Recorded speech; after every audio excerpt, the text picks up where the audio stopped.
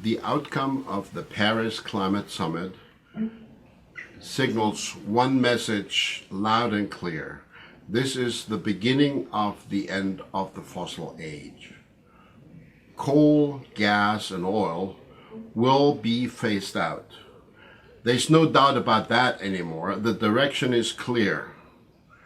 That's an achievement. It's also an achievement that we have long-term goals against which to measure progress.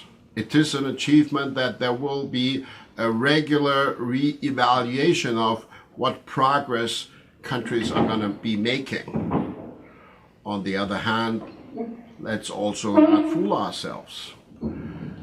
This is still going to be a struggle.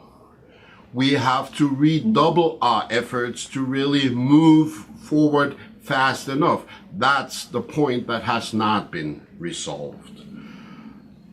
What Paris signals is, unless we get more ambitious, we will still fail. We know where to go, but are we going to go fast enough to avoid runaway climate change? That's the struggle for the next years. So yes, there is progress, but there's also an obvious need for civil society, for Greens, for our allies in science and in business, to build stronger partnerships in order to achieve the goals that we need to rein in climate change at hopefully plus 1.5 degrees centigrade. For European Greens, there are three priorities now after the Paris Climate Summit. One, we will continue to engage very actively with the global fossil fuel divestment movement. We will continue targeting those that are responsible for the big share of carbon emissions. We will learn from successful examples from municipalities, universities, charities, insurance companies, sovereign wealth funds who've already started divesting, and make that a yardstick for policymakers throughout Europe.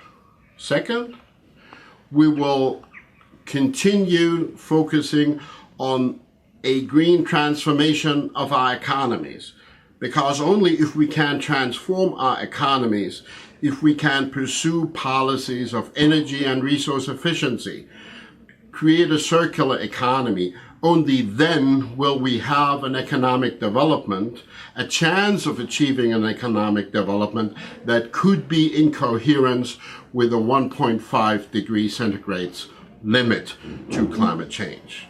And third, we will continue to team up with organizations representing developing countries that are fighting against the hardships that already today climate change is putting on their countries and their people. And we have to be a very active agent of solidarity with them, because only together can we solve the issues.